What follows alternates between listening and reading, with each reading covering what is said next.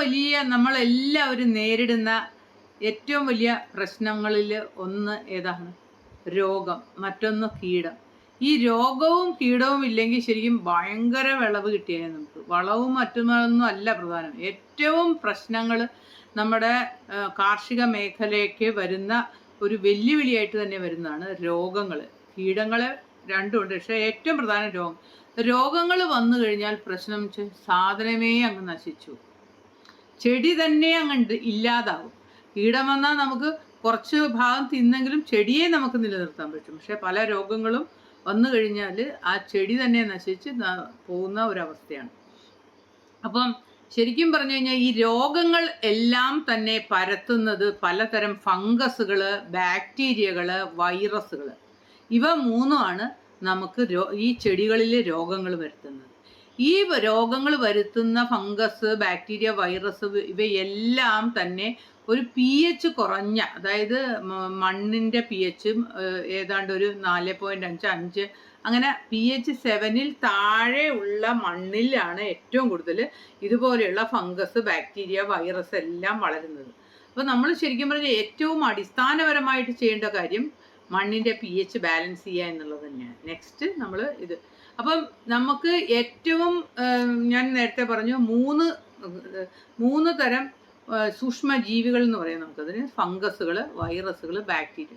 ഇവ മൂന്നിനെയും നമ്മൾ മാറ്റിയാൽ തന്നെ രോഗം എന്ന് പറയുന്ന ഒരവസ്ഥ ഇല്ല. അപ്പം നമ്മളുടെ ഈ പ്രോഡക്റ്റ് SPCയുടെ ക്യൂർ പ്ലസ് എന്ന് പറഞ്ഞു കഴിഞ്ഞാൽ ഈ മൂന്നും മാറ്റുന്നതാണ്. നേരത്തെ നമുക്കുണ്ടായിരുന്ന ഒരു ഫംഗിസൈഡ് ആയിരുന്നു, അതായത് ജസ്റ്റ് ഉള്ളി ഫംഗസിനെ മാത്രം കൺട്രോൾ ചെയ്യുന്ന ഒരു പ്രോഡക്റ്റ് ആയിരുന്നു. പക്ഷേ ഇപ്പോൾ നമുക്ക് കിട്ടിയിരിക്കുന്നത് ഫംഗസിനെ, ബാക്ടീരിയനെ എല്ലാം, ഒരു പരിധി വരെ വൈറസിനെ ഫുൾ എന്ന് പറയാൻ പറ്റില്ല. കാരണം നമുക്ക് വൈറസ് വരുത്തുന്ന രോഗം നമുക്കറിയാമോ, ഇലപ്പുള്ളി രോഗമാണ് പ്രധാനമായിട്ട്. ഇലപ്പുള്ളി ഈ ഇലകളിൽ പാച്ചസ് പോലെ, അതാണ് ഏറ്റവും പ്രധാനമായിട്ട് നമുക്ക് കപ്പ, പപ്പായ അതിലൊക്കെ വരുന്നത്.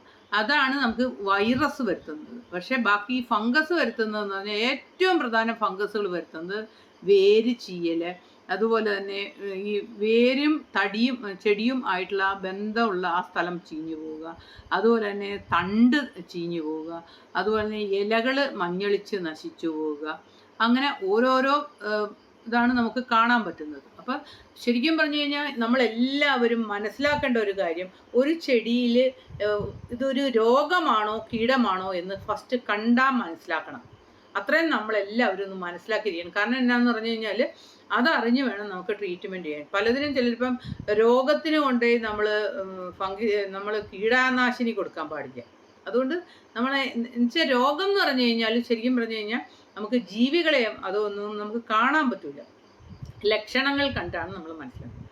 കീടം എന്ന് പറഞ്ഞു കഴിഞ്ഞാൽ നമുക്ക് പലതരം കീടങ്ങളുണ്ട്. അതിൽ പ്രധാനമായിട്ട് നമ്മൾ 2 തരം കീടങ്ങളെയാണ് പറയുന്നത്. അതായത് സക്കിങ് പെസ്റ്റുകളും ചവച്ച് തിന്നുന്ന ജീവികളും. അതായത് ഇപ്പോൾ വേരിനെ ആണേലും അതുപോലെ ഇലകളെ ആണേലും തണ്ടിനെ ആണേലും നമ്മൾ നീരൂറ്റി കുടിച്ചിട്ട് അതിനെ നശിപ്പിക്കുന്ന തരം കീടങ്ങളുണ്ട് പ്രധാനം. പിന്നെ അതിനെ അതായത് തുരന്ന് തിന്നോ, ഇപ്പോൾ കായകളെയൊക്കെ തുരന്ന് തിന്നും, അല്ലെങ്കിൽ തണ്ടിന് തുരപ്പൻ, അതുപോലെ തന്നെ വേര് തുരന്ന് തിന്നുക, വേര് തിന്നിപ്പുഴുകൾ, അങ്ങനെ പലതരം. അപ്പം പ്രധാനമായിട്ട് 2 തരം കീടങ്ങളാണുള്ളത്.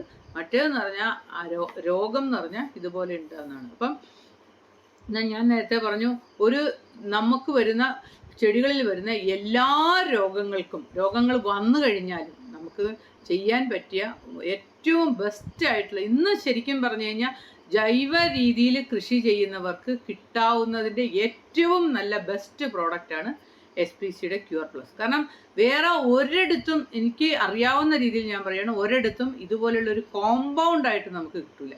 നമുക്കിപ്പം ബാക്ടീരിയ മാത്രമായിട്ട് കിട്ടാം, ഫംഗിസൈഡ് മാത്രമായിട്ട് കിട്ടാം, അല്ലെങ്കിൽ നമുക്ക് വൈറസിനെ മാറ്റാനായിട്ടുള്ള ഒരു പക്ഷേ കിട്ടാം. പക്ഷേ ഇത് നമ്മൾക്കുള്ള പ്രോഡക്റ്റിൻ്റെ പ്രത്യേകത, ഇത് എല്ലാത്തിനും ഓവറോളായിട്ട് മുഴുവനും ഫംഗസ് ആണെങ്കിലും ബാക്ടീരിയ ആണെങ്കിലും. അപ്പം നമുക്ക് എന്താ ഗുണമെന്ന് പറഞ്ഞു കഴിഞ്ഞാൽ, ഇപ്പം ഒരു ചെടിക്ക് ഒരു രോഗം വന്നു കഴിഞ്ഞാൽ നമുക്ക് അത് ചോദിക്കണം. ഇപ്പം തക്കാളിയിലൊരു വാട്ടരോഗം വന്നു, അപ്പം നമുക്കറിയാം വാട്ടരോഗം വരുത്തുന്നത് സാധാരണ ബാക്ടീരിയകൾ.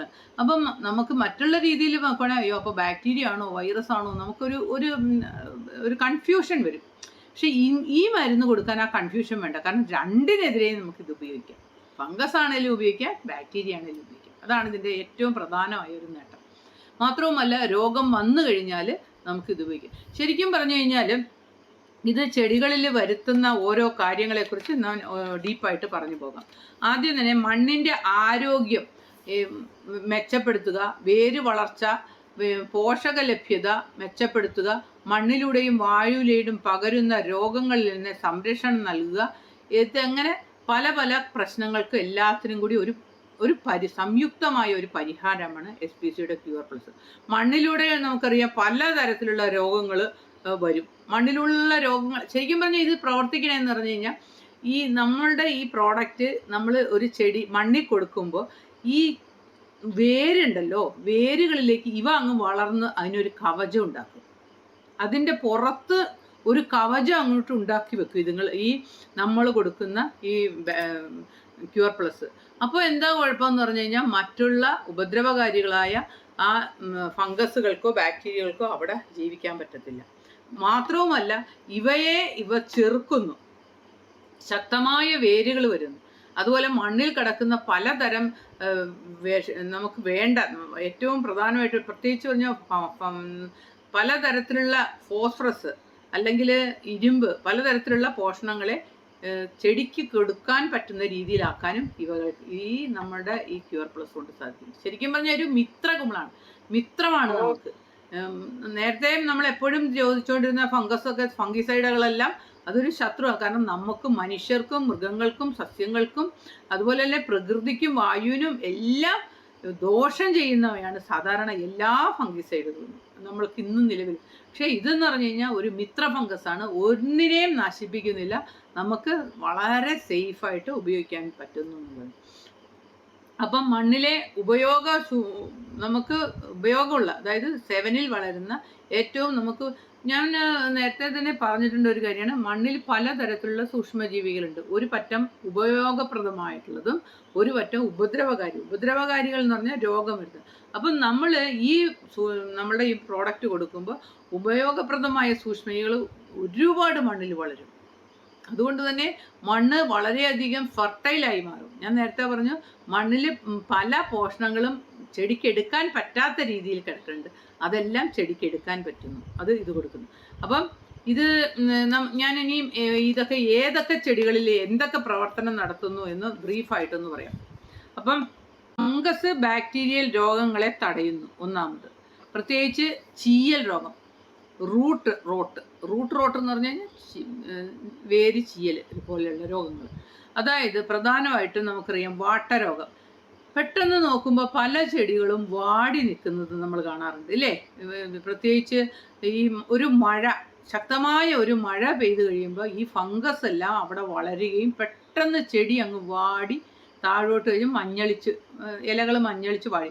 അതിന് വളരെ എഫക്റ്റീവാണ്.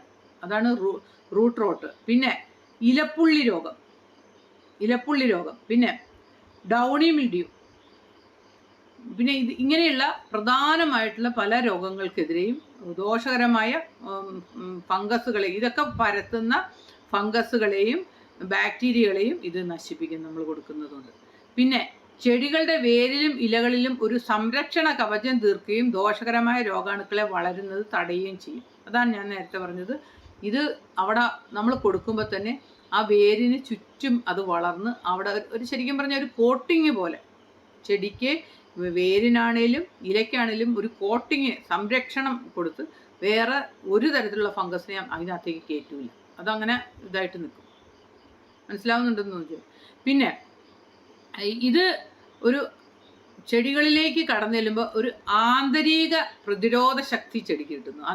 നമ്മളിപ്പോൾ 2 തരത്തിലുള്ള നമുക്ക് ഫംഗിസൈഡുകളെ കുറിച്ച് പറയുവാണെങ്കിൽ തന്നെ 2 തരം, അതായത് കോൺടാക്ട് ഫംഗിസൈഡും സിസ്റ്റമിക് ഫംഗിസൈഡ് എന്ന് പറയുന്നത്. അതായത് ആന്തരികം, അതായത് വേരിലൂടെ ചെടിയുടെ ഉള്ളിലേക്ക് കയറി അത് രോഗപ്രതിരോധ ശേഷി വർദ്ധിപ്പിക്കാനായിട്ട് സാധിക്കുന്നതാണ് നമ്മുടെ.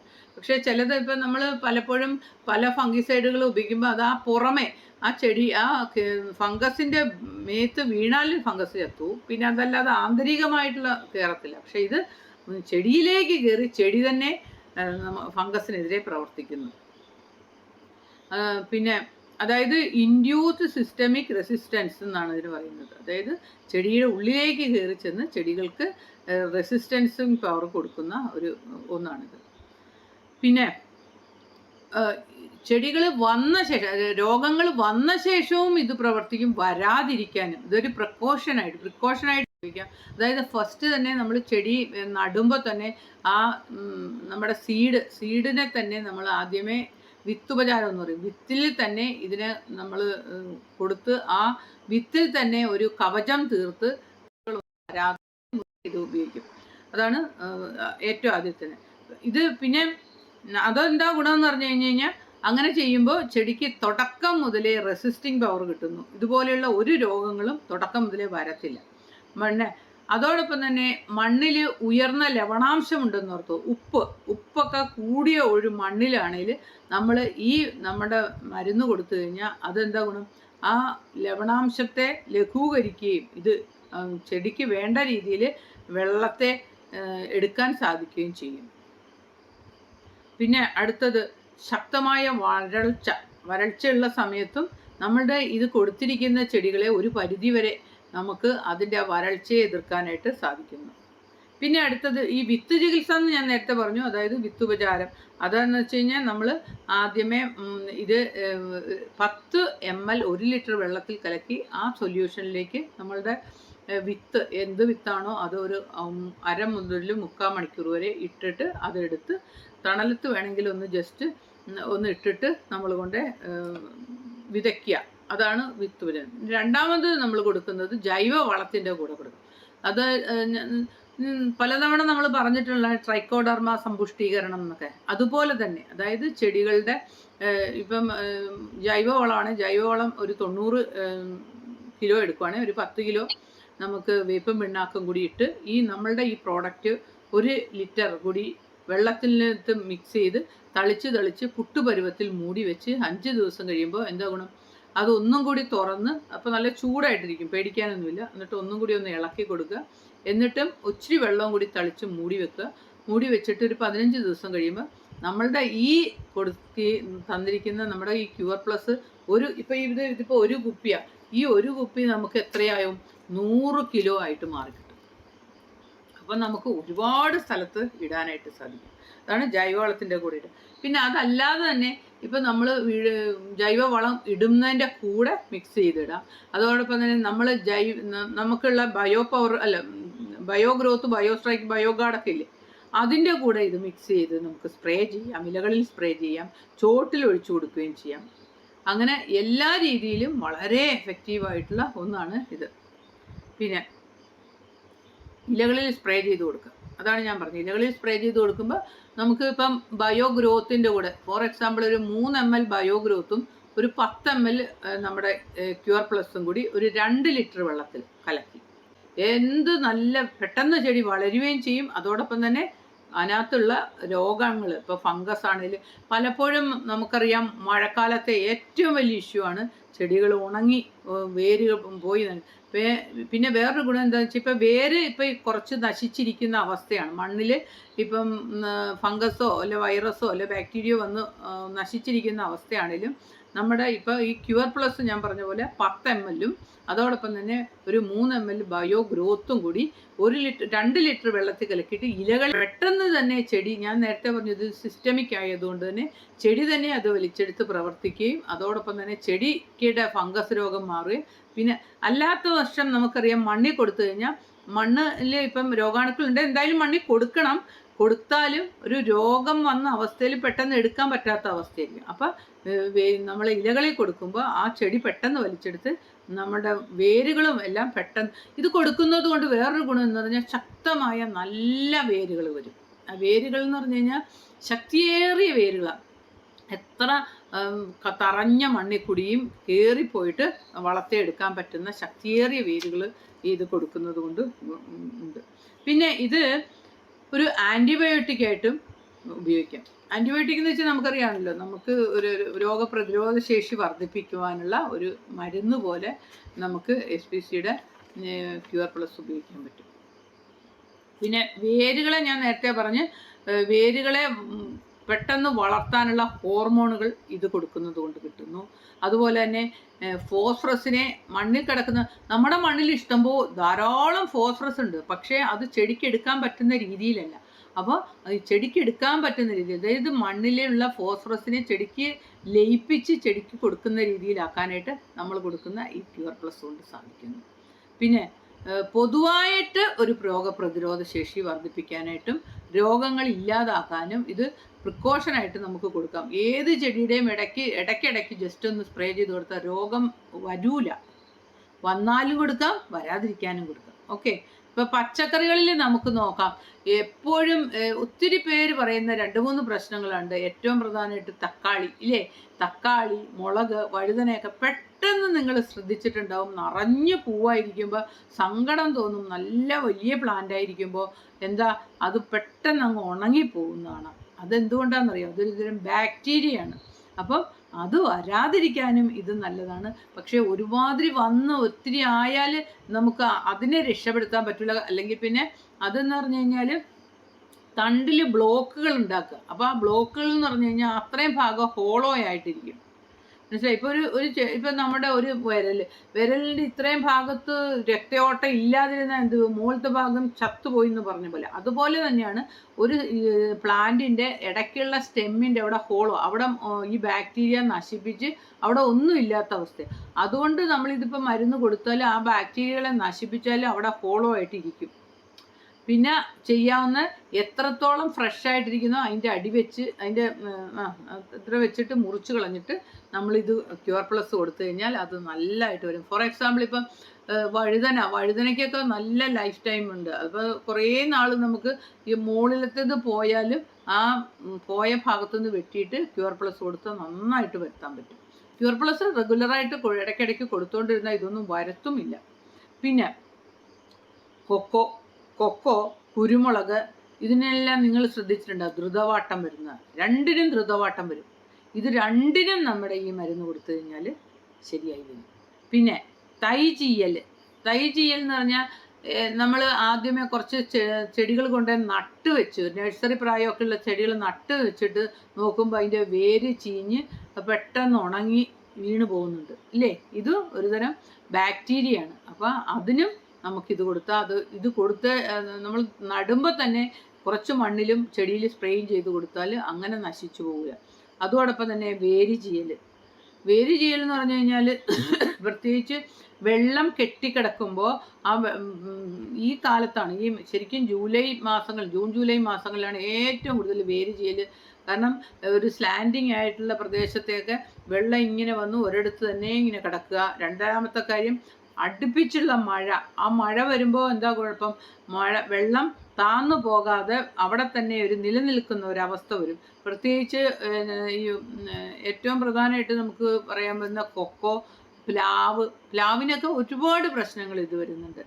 അതോ അങ്ങനെയുള്ളതിനെല്ലാം, കുരുമുളക്, ഇതിനെല്ലാം ഈ പ്രശ്നങ്ങൾ വരും. ഇത് വരാതിരിക്കാനും വന്നതിനെ മാറ്റാനും നമുക്ക് ഈ മരുന്ന് ഒറ്റ കൊടുത്താൽ മതി. ഇത് ആക്ച്വലി ഒരു മരുന്നെന്ന് തന്നെ നമുക്ക് വിശേഷിപ്പിക്കാം. പിന്നെ ഇലപ്പുള്ളി രോഗം ഞാൻ പറഞ്ഞില്ലേ, കവുങ്ങിന് ഇപ്പോൾ ഏറ്റവും പ്രശ്നമായിട്ട് വരുന്ന ഒന്നാണ് മഞ്ഞളിപ്പ് രോഗവും മഹാളി രോഗവും ഇല്ലേ. ഈ 2 പ്രശ്നങ്ങൾക്കും ഈ ഒരൊറ്റ മരുന്ന് മതി. ഇത് ഞാൻ നേരത്തെ പറഞ്ഞ ഒരു സിസ്റ്റമിക്കാണ്. അതുകൊണ്ട് തന്നെ നമുക്ക് വേരിൽ കൊടുക്കുക. പിന്നെ ഇത് അഫക്റ്റഡ് ഏരിയാസിൽ സ്പ്രേ ചെയ്യുന്നതും വളരെ എഫക്റ്റീവാണ്. അല്ലെങ്കിൽ വേരിലും കൊടുക്കാം. പിന്നെ ഇതെന്നു പറഞ്ഞു കഴിഞ്ഞാൽ 10 ദിവസം ഗ്യാപ്പിൽ ഒരു 10 ml 2 ലിറ്റർ വെള്ളത്തിൽ കലക്കിയിട്ട് സ്പ്രേ ചെയ്ത് കൊടുക്കുകയാണ് ചെയ്യുന്നത്. അതിൻ്റെ കൂടെ ഒരു 3 ml ബയോഗ്രോത്തും കൂടി കൊടുക്കുന്നത് കൂടുതൽ എഫക്റ്റീവായിരിക്കും. പിന്നെ ചെടികളുടെ ആരോഗ്യത്തിനും വളർച്ചയ്ക്കും മണ്ണിലെ രോഗാണുക്കളെ നശിപ്പിക്കുവാനും എല്ലാം ഇത് ഉപയോഗിക്കാം. മണ്ണിലുള്ള രോഗാണുക്കളെ ചെടിയിലേക്ക് കയറുന്നത് തടയുന്നു ഇത്. വാട്ടരോഗം, വേര് ചീയൽ. ഇപ്പം ഈ കപ്പ മരച്ചീനി, അതിൻ്റെ ഒരു രോഗമാണ് കായ, അതായത് ആ കിഴങ്ങ് തന്നെ അങ്ങ് ചീഞ്ഞു പോവുക. ഒത്തിരി പേർക്ക് ഇതൊരു വൈറസാണ്. അപ്പോൾ അതിനുമെല്ലാം ഇത് കൊടുത്തിട്ടുണ്ടെങ്കിൽ അത് വരില്ല. ഇൻ കേസ് വന്ന് തുടങ്ങിയതിനാണെങ്കിൽ ഇത് കൊടുത്ത് മാറ്റാനും നമുക്ക് സാധിക്കും. പിന്നെ കായ ചീയൽ, ചില ചെടികളുടെയൊക്കെ കായ പെട്ടെന്ന് ഈ പടവലം പോലുള്ള ചെടികളുടെ എന്താ പറയുക, പാവല്, ഇതെല്ലാം കായ തന്നെ അങ്ങ് ചീഞ്ഞു പോകും ശരിക്കുള്ള മെച്യൂർ ആകുന്നതിന് മുമ്പ് തന്നെ. ഇവയ്ക്കെല്ലാം കാരണമാകുന്ന ദോഷകരമായ ബാക്ടീരിയയും ഫംഗസിനെയും നശിപ്പിക്കാനായിട്ട് ഇത് കൊണ്ട് സാധിക്കുന്നു. അതുപോലെ തന്നെ വേര് വളർച്ച, നല്ല ശക്തമായ വേര് ഇത് ഉപയോഗിക്കുന്നത് കൊണ്ട് വളരുന്നു.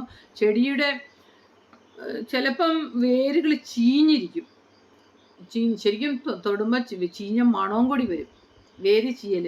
അതോടൊപ്പം തന്നെ വേര് കറുത്ത് അങ്ങോട്ട് പോകുന്നു. ശരിക്കും നമുക്കറിയാം വേരിൻ്റെ നിറം ഒരു വെള്ള പോലത്തെ ഒരു ക്രീം കളർ, അത് നമ്മൾ നോക്കുമ്പോൾ കറുത്തു പോവുക, അതോടൊപ്പം തന്നെ ചെടി വാടുക, ഇങ്ങനെയെല്ലാം വരുന്നതിന് നമ്മൾ ഇത് കൊടുത്തു കഴിഞ്ഞാൽ ശരിയാകും. കുരുമുളകിലെ ദ്രുതവാട്ടം, തെങ്ങിന് ഒത്തിരി ഇതുണ്ട്, അതായത് ചെന്നീരൊലിപ്പ്, ഏറ്റവും പ്രശ്നമായിട്ട് വരുന്ന കൂമ്പ് ചീയൽ, ഇങ്ങനെയുള്ള എല്ലാ പ്രശ്നങ്ങൾക്കും. കവുങ്ങിനെ ഞാൻ നേരത്തെ പറഞ്ഞാലും മഹാളി, അതോടൊപ്പം തന്നെ മഞ്ഞ നിറമാകുക, ഇതെല്ലാം. പിന്നെ ഇഞ്ചി, ഇഞ്ചിയുടെ കാര്യം പറഞ്ഞപ്പോഴാണ്, ഇഞ്ചിക്കും മഞ്ഞളിനും ഒരു കഴിഞ്ഞ വർഷം ഒരുപാട് പ്രശ്നം ഉണ്ടായിരുന്നു. കുറേ ഏക്കർ കണക്കിന് സ്ഥലം മുഴുവനും ഈ രോഗം വന്ന്, അതൊരു വൈറസ് അല്ല, അതൊരു ഫംഗസ് ആയിരുന്നു. ആ രോഗം വന്ന് നശിച്ച് പോയി. പക്ഷേ വേര് ചീഞ്ഞു പോകുന്ന അതിനെല്ലാം ഈ ഒരൊറ്റ മരുന്ന് കൊടുത്താൽ അത് വരൂല. ഇനിയിപ്പോൾ വന്ന് തുടക്കമായി കഴിഞ്ഞാലും ഇത് കൊടുത്ത് അതിനെ മാറ്റാനായിട്ട് പറ്റും. അതായത് ഇഞ്ചി, മഞ്ഞൾ, പച്ചക്കറികളിലെ തക്കാളി, പച്ചമുളക്, വഴുതന, ഇതെല്ലാം ഇതുപോലെ ചീഞ്ഞ് പ്രശ്നങ്ങൾ ഉണ്ടാക്കുന്നത് മാറ്റാനായിട്ട് ഇത് കൊടുക്കുന്നത് കൊണ്ട് സാധ്യമാകുന്നു. പിന്നെ കരിന്തുരുമ്പ് രോഗം എന്ന് പറയും. കരിന്തുരുമ്പ് എന്ന് പറഞ്ഞു കഴിഞ്ഞാൽ ഒരു ഇങ്ങനെ തുരുമ്പിൻ്റെ നിറമായിട്ട്, ശരിക്കും കഴിഞ്ഞ ദിവസം ആരോണ്ട് ഇട്ടിട്ടുണ്ടായിരുന്നു കുരുമുളകിൽ വട്ടത്തി തുരുമ്പ് ഇങ്ങനെ വല്ല വീണ പോലെ ഇരിക്കും, കരിന്തുരുമ്പ്. പിന്നെ ചീയൽ രോഗം, അതോടൊപ്പം തന്നെ മണ്ണിനോട് ചേർന്നുള്ള തണ്ടിൻ്റെ ഭാഗമോ കിഴങ്ങുകളോ ചീഞ്ഞു പോവുക, ഇങ്ങനെയുള്ള പ്രശ്നങ്ങൾക്കെല്ലാം ഇത് കൊടുത്താൽ മതി. പിന്നെ പലതരം, ഇപ്പം ഇഞ്ചി, മഞ്ഞൾ, ഇതുപോലെ കിഴങ്ങുകൾ, ഇതിനെല്ലാം ചീയുന്നു. ഏലത്തിൻ്റെ ഏറ്റവും വലിയൊരു പ്രശ്നം തന്നെ അഴുകൽ രോഗം ഇല്ലേ, അഴുകൽ. ഈ ഏലത്തിന് വരുന്ന അഴുകൽ രോഗത്തിന് ഈ ഒരൊറ്റ സാധനം കൊടുത്തു കഴിഞ്ഞാൽ, ആദ്യമേ കൊടുത്താൽ വരൂല, വന്നതിനാണേലും ഈ മരുന്ന് കൊടുത്താൽ കൺട്രോൾ ചെയ്യാൻ പറ്റും. അതും നേരത്തെ ഞാൻ പറഞ്ഞ പോലെ ഒരു 3 ml നമ്മളുടെ ബയോ ഗ്രോത്തും 10 ml നമ്മുടെ ക്യൂർ പ്ലസും 2 ലിറ്റർ വെള്ളം എന്നുള്ള അനുപാതത്തിൽ കൊടുക്കുന്നതാണ് കൂടുതൽ നല്ലത്. ചോട്ടിൽ ഒഴിച്ചു കൊടുക്കാം. ചോട്ടിൽ ഒഴിച്ചു കൊടുക്കുകയാണെങ്കിൽ നമുക്ക് 5 ml ബയോ ഗ്രോത്തും 10 ml ക്യൂർ പ്ലസും, സ്പ്രേ ചെയ്യുവാണെങ്കിൽ 3 ml. ഓക്കെ. അതുപോലെ തന്നെ പപ്പായ, വാഴ, ഇതിനെല്ലാം അഴുകൽ രോഗം വരുന്നുണ്ട്. അതായത് വേരിങ്ങനെ അഴുകി, അല്ല ചെടി തന്നെ നമ്മളിങ്ങനെ പിടിക്കുമ്പോൾ ഇങ്ങനെ അഴുകിയിരിക്കും, അതിൻ്റെ സ്റ്റെമ്മും അല്ല, അതെല്ലാം ഒരുതരം ഫംഗസാണ്. അത് മാറ്റാനായിട്ട് ഇത് വരും. പിന്നെ വാട്ടരോഗം, ഫ്യുസേറിയം വിൽറ്റ്, അതായത് ലക്ഷണം എന്നാന്ന് പറഞ്ഞാൽ മണ്ണിലെ ഫംഗസ് ബാധ കാരണം ചെടിയുടെ ഇലകൾ മഞ്ഞളിച്ച് താഴോട്ട് തൂങ്ങുകയും ചെടി മുഴുവനായി വാടി ഉണങ്ങുകയും ചെയ്യുക. ഇതാണ് അതിൻ്റെ ലക്ഷണം. ഇത് ബാധിക്കുന്ന വിളകൾ തക്കാളി, പയറുവർഗ്ഗങ്ങൾ, വഴുതന, വെണ്ട, പച്ചമുളക്, ഏലം, ചന്ദനം, ഇതിനെല്ലാം ഈ പ്രശ്നങ്ങൾ വരുന്നുണ്ട്. ഇതിനെല്ലാം നമുക്കിത് ഉപയോഗിക്കാവുന്നതാണ്. പിന്നെ തൈകൾ വീണ് പോകുന്ന രോഗം, ചിലപ്പം നമ്മൾ തൈ ചുമ്മാ നിന്നിട്ട് നമ്മൾ നോക്കുമ്പം താഴോട്ട് വീണ് കിടക്കുന്നതായിട്ട് കാണും. അതായത് ലക്ഷണം ചെറിയ തൈകൾക്കാണ് അതിന്. അതായത് നഴ്സറികളിലും തപാരണകളിലും വിത്ത് മുളപ്പിച്ചു വരുന്ന തൈകളുടെ തണ്ട് മണ്ണിനോട് ചേർന്ന ഭാഗത്ത് വെച്ച് ചീഞ്ഞ് ഒടിഞ്ഞു വീഴുന്നു. ഇത് പ്രത്യേകിച്ച് ബാധിക്കുന്ന വിളകൾ മുളക്, തക്കാളി, ക്യാബേജ്, കോളിഫ്ലവർ, അതുപോലെ തന്നെ പപ്പായയുടെ തൈകൾ, ഇതിനെല്ലാം നമുക്ക് പെട്ടെന്ന് നമ്മൾ നോക്കുമ്പോൾ തൈ തന്നെ വീണ് കിടക്കുന്ന ഈ രോഗത്തിനും നമുക്ക് ഇത് ഉപയോഗിക്കാവുന്നതാണ്. തണ്ട് ചീയലും കായ ചീയലും ലക്ഷണം, ചെടിയുടെ തണ്ടുകളിലും കായകളിലും കറുത്തതോ തവിട്ടു നിറത്തിലുള്ളതോ പാടുകൾ വന്ന് അഴുകിപ്പോകുന്നു. ബാധിക്കുന്ന വിളകൾ പാവല്, പടവലം തുടങ്ങിയ പന്തൽ പച്ചക്കറികൾ, അതുപോലെ തന്നെ പച്ചക്കറികളായ തക്കാളി, വഴുതന, മുളക്, ഇതിനെല്ലാത്തിനും ബാധിക്കുന്നതാണ് തണ്ട് ചീയലും കായ ചീയലും. അതോടൊപ്പം തന്നെ ഏറ്റവും നമ്മൾ പേരയ്ക്ക നമുക്ക് പുറത്തുനിന്ന് നോക്കുമ്പോൾ നല്ല ഫ്രഷ് ആയിട്ടിരിക്കും. പക്ഷേ അകത്ത് നമ്മൾ തുറന്ന് നോക്കുമ്പോൾ അകം ഇങ്ങനെ എന്താ പറയുക, വെള്ളം പോലെ ഇങ്ങനെ ഇരിക്കും. അതും എല്ലാം അതൊരു കായ ചീയൽ രോഗമാണ്. അതുപോലെ തന്നെ നമ്മൾ കായ ചീയൽ പ്രശ്നം വരുന്നുണ്ട്. അതെല്ലാം ഒരു തരം ബാക്ടീരിയ വാട്ടമാണ്. അതെല്ലാത്തിനും ഇത് ഉപയോഗിക്കുമ്പോൾ അഴുകൽ മാറി കിട്ടുന്നുണ്ട്. പിന്നെ ഇത് ദോഷകാരികളായ മറ്റു ഫംഗസുകളുടെ ശരീരത്തിലേക്ക് ഇത് പടർന്നു കയറി അവയെ നശിപ്പിക്കുന്നു. വേരുകളുടെ ചുറ്റും വളരെ വേഗം വളർന്ന് സംരക്ഷണ കവചം തീർക്കുന്നതിനാൽ മറ്റു രോഗാണുക്കൾക്ക് അവിടെ വളരാൻ ഇടമില്ലാതെ വരുന്നു. രോഗപ്രതിരോധ ശേഷി വർദ്ധിക്കുന്നു. ഇതാണ് നമ്മളിത് കൊടുക്കുന്നതുകൊണ്ട് എങ്ങനെയാണ് ഇത് സംഭവിക്കുന്നത് എന്നാണ് നമ്മളിപ്പോൾ പറഞ്ഞു വന്നത്. അപ്പം ഇത് കൊടുക്കുന്നത് കൊണ്ടുള്ള ഗുണങ്ങൾ മനസ്സിലായിരുന്നുള്ളത്. പക്ഷേ 2-3 കാര്യങ്ങൾ നമ്മൾ ശ്രദ്ധിക്കാനുള്ളത്, നമ്മൾ ഇത് കൊടുത്തിട്ട് നമ്മൾ രാസ കീടനാശിനികളോ രാസ ഫംഗിസൈഡുകളോ ഇത് കൊടുക്കുമ്പോൾ ഉപയോഗിക്കരുത്. അത് ഇതിനെ നശിപ്പിച്ചു കളയും. അത് വളരെ ശ്രദ്ധിക്കുന്നത്. പ്രത്യേകിച്ച് ഒരു 10 ദിവസത്തിനുള്ളിൽ ഒരു കാരണവശാലും കൊടുക്കാൻ പാടില്ല. അപ്പം ഇത്രയൊക്കെയാണ് നമ്മുടെ വൈറസ് അല്ല, ഒരു ബാക്ടീരിയ അല്ല, 3ൻ്റെയും കൂടി ഒരു കൂട്ടായ്മയാണ്. മണ്ണിലൂടെയുള്ള ഫംഗസ്, ബാക്ടീരിയ ഇവ വളരുന്ന രോഗങ്ങളെ ചെറുക്കുകയും മാറ്റുകയും ചെയ്യുന്നു. മണ്ണിലെ ഉപയോഗമുള്ള സൂക്ഷ്മാണുക്കളെ വർദ്ധിപ്പിക്കുന്നു. മണ്ണിലുള്ള വളത്തെ ചെടിക്ക് വേഗത്തിലെടുക്കാൻ പറ്റുന്ന ശക്തിയുള്ള വേരുകൾ ഉണ്ടാക്കുന്നു. മണ്ണിൽ 1 ഏക്കറിലേക്ക് 6 ലിറ്റർ കൊടുക്കണം. ഡ്രിപ്പ് ഇറിഗേഷനാണ് 2 മുതൽ 4 ലിറ്റർ. സീഡ് ട്രീറ്റ്മെൻ്റ് ആണ് 1 കിലോയ്ക്ക് 10 ml മതി. തൈകളുടെ വേര് മുക്കാനാണ് 1 ലിറ്ററിൽ 20 ml കലർത്തി വേരുകൾ നടുന്നതിന് മുമ്പ് 20 മുതൽ 30 മിനിറ്റ് ലായനിയിൽ മുക്കി വയ്ക്കുക. ഇലകളിൽ തളിക്കാൻ 6 മുതൽ 10 ml പെർ ലിറ്റർ എന്ന അനുപാതത്തിൽ കലക്കി തളിക്കാം. രാസ ഫംഗസ്, ബാക്ടീരിയ, കീടനാശിനികൾ ഉപയോഗിക്കാൻ പാടില്ല. നേരിട്ട് സൂര്യപ്രകാശം ഏൽക്കുന്നിടത്ത് വെക്കരുത്. തണുപ്പുള്ളതും ഉണങ്ങിയതുമായ സ്ഥലങ്ങളിൽ സൂക്ഷിക്കുക. പൊട്ടിച്ചു വെക്കരുത്. ഉപയോഗിക്കുന്നതിന് മുമ്പ് നന്നായി കുലുക്കുക. അതോടൊപ്പം തന്നെ ഇതിൻ്റെ എക്സ്പയറി നോക്കി മാത്രം ഉപയോഗിക്കുക. അപ്പോൾ ഇത്രയൊക്കെയാണ്. മണ്ണിലെ മറ്റു ഉപകാരികളായ ജീവികൾക്കോ യാതൊരു ദോഷവും വരുത്തുന്നില്ല. വൈകുന്നേരങ്ങളിൽ ഉപയോഗിക്കുക. ഇതൊക്കെയാണ് ഇതിൻ്റെ കുറിച്ച് കൂടുതൽ പറയാനുള്ളത്.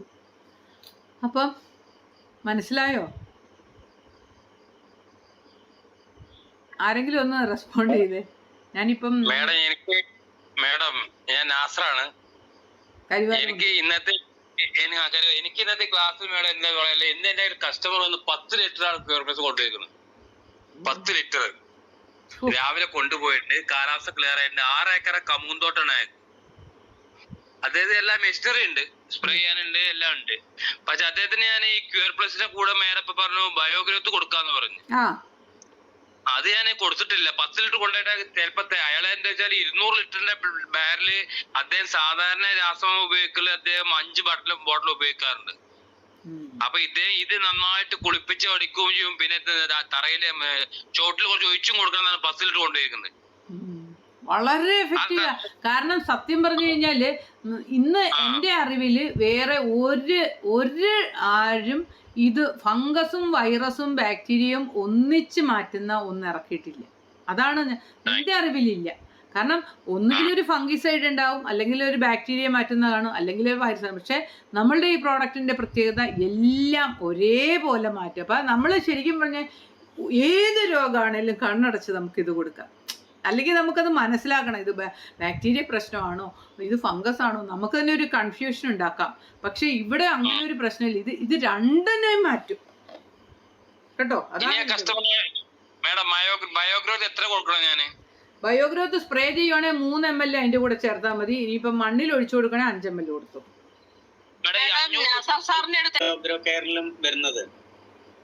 മെത്തേഡ് അല്ലാന്നേ. ഹോമിയോ അഗ്രോ കെയർ എന്ന് പറഞ്ഞു കഴിഞ്ഞാല് ഞാൻ പറഞ്ഞില്ലേ, ഈ ഹോമിയോ അഗ്രോ കെയർ ഇതും ഏകദേശം ചില കാര്യങ്ങളിലൊക്കെ സിമിലാരിറ്റി ഉണ്ടെന്ന് പറഞ്ഞാലും ഇത് ശരിക്കും ഒരു രോഗം വന്നിരിക്കുന്ന ബാക്ടീരിയ വീട്ടിൽ വന്നിങ്ങനെ ഇരിക്കുമ്പോൾ നമ്മളിപ്പം ഹോമിയോ കൊടുത്താൽ പലതവണ കൊടുത്ത് ചിലപ്പോൾ രക്ഷപ്പെടും. പക്ഷെ ഇതെന്ന് പറഞ്ഞാൽ 100% രക്ഷപ്പെടും. അതിന്റെ മേത്ത് വീണ് അതിനെ കൊല്ലും.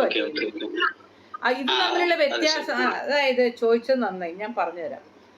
അതായത് ഹോമിയോയും ഇതും തമ്മിലുള്ള വ്യത്യാസം, ഇതെന്ന് പറഞ്ഞു കഴിഞ്ഞാല് രോഗാണുക്കളെ ആയിട്ട് മല്ലടിക്കുക ചെയ്യുന്നത്. മനസ്സിലായോ? ഈ ഒരു ജീവിയാണ്, ഒരു ജീവി രോഗാണുക്കളുമായിട്ട് മല്ലടിച്ച് അവയെ കൊന്ന് നശിപ്പിച്ച് അവിടെ അവർ തന്നെ ആധിപത്യം സ്ഥാപിക്കുന്ന ഒരു തരം സെറ്റ്. മറ്റേതെന്ന് പറഞ്ഞു കഴിഞ്ഞാൽ നമ്മൾ ചെടികളിലേക്ക് കൊടുക്കുമ്പോൾ ചെടി അതിനെതിരെ പ്രവർത്തിക്കുന്നു. നിങ്ങൾക്ക് മനസ്സിലായ രീതി മനസ്സിലായോ? ഒന്ന് ജസ്റ്റ് ഒന്ന് മനസ്സിലാക്കിയാൽ മതി. നമ്മൾ ആദ്യം ഹോമിയോ ഞാറ് ഒക്കെ നടുന്ന സമയത്ത് അതിൽ മുക്കിയിട്ട് നടണം എന്നൊക്കെ പറയും. ആദ്യം ഇനീഷ്യൽ സ്റ്റേജിൽ വിത്ത് മുക്കുമ്പോഴും സൂഡോമോണസ് ഇതൊക്കെ ഒരേ ഒരു രീതിയിലാണ് ചെയ്യുന്നത്. സ്യൂഡോമോണസ് കൊടുക്കുമ്പോ ഞാൻ പറഞ്ഞില്ലേ, അതിന് സംരക്ഷണ കവചം ജീവികൾ എന്ന് പറയാം, ചെറിയ സൂക്ഷ്മജീവികൾ ഉണ്ടാക്കുന്നു. മറ്റേതെന്ന് പറഞ്ഞാൽ ചെടി തന്നെ പ്രതിരോധിക്കുന്നു. അതാണ് ഡിഫറൻസ്. പിന്നെ കൊടുക്കുന്ന രീതിയിലും വ്യത്യാസമുണ്ടല്ലോ. മറ്റേത് 1/3 പോർഷനിൽ മിസ്റ്റ് രൂപത്തിൽ, ഇത് കുളിപ്പിച്ച് തന്നെ കൊടുക്കണം.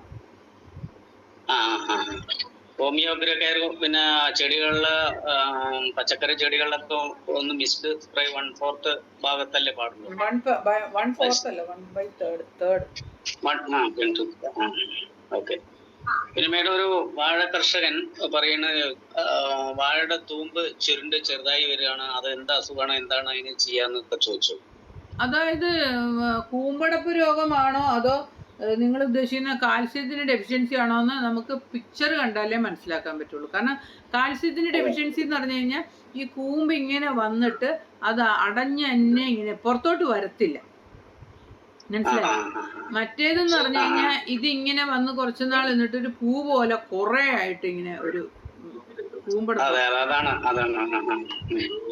യഥാർത്ഥ വളർച്ചയില്ലാതെ കൂമ്പ് വന്നിട്ട് ചെറിയ ചെറിയ ഇലകളായിട്ട് പിന്നീട് വരും.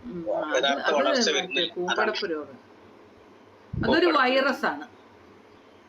വൈറസ് ആണല്ലേ? വൈറസ് രോഗങ്ങൾക്ക് ശരിക്കും പറഞ്ഞാല് കെമിക്കലിലും മറ്റേതിലും ശരിയായിട്ടുള്ള രീതിയിൽ ഒരു മരുന്ന് കണ്ടുപിടിച്ചില്ല. എങ്കിൽ പോലും ഒരു പരിധിവരെ നമുക്ക് നമ്മുടെ ഹോമിയോ കൊടുത്തൊക്കെ ഇതിനെ മാറ്റാൻ പറ്റുന്നുണ്ട്. ഒരുപാട് റിപ്പോർട്ട് വന്നിട്ടുണ്ട്. ഞാൻ ഹോമിയോ തന്നെയാണ് സജഷൻ കൊടുത്തിരിക്കുന്നത് ആദ്യം. Okay, thank you madam, thank you. അതുപോലെ തേക്കിനും ഈ ക്യൂർ പ്ലസ് എങ്ങനെ കൊടുക്കാം മാം? അതാണ് ഞാൻ നേരത്തെ പറഞ്ഞത്. ഇപ്പോൾ എഫക്റ്റഡ് ആയിട്ടുള്ളതാണോ അതോ പ്രിക്കോഷൻ ആണോ? അത് പ്രിക്കോഷൻ ആണ്. ചന്ദനത്തിന് തൈ പ്രിക്കോഷൻ ആണെങ്കിൽ നമുക്കിപ്പം ബയോ ഗ്രോത്ത് നമ്മൾ ഒരു ഞാൻ നേരത്തെ പറഞ്ഞ മണ്ണിൽ കൊടുക്കുവാണെങ്കിൽ 5 ml ബയോ ഗ്രോത്തും 10 ml ക്യൂർ പ്ലസും കൂടി രണ്ടും കൂടി മിക്സ് ചെയ്തിട്ട് 2 ലിറ്റർ വെള്ളത്തിൽ കലക്കി ചോട്ടിലൊഴിച്ചു കൊടുക്കാം. അതോടൊപ്പം തന്നെ 3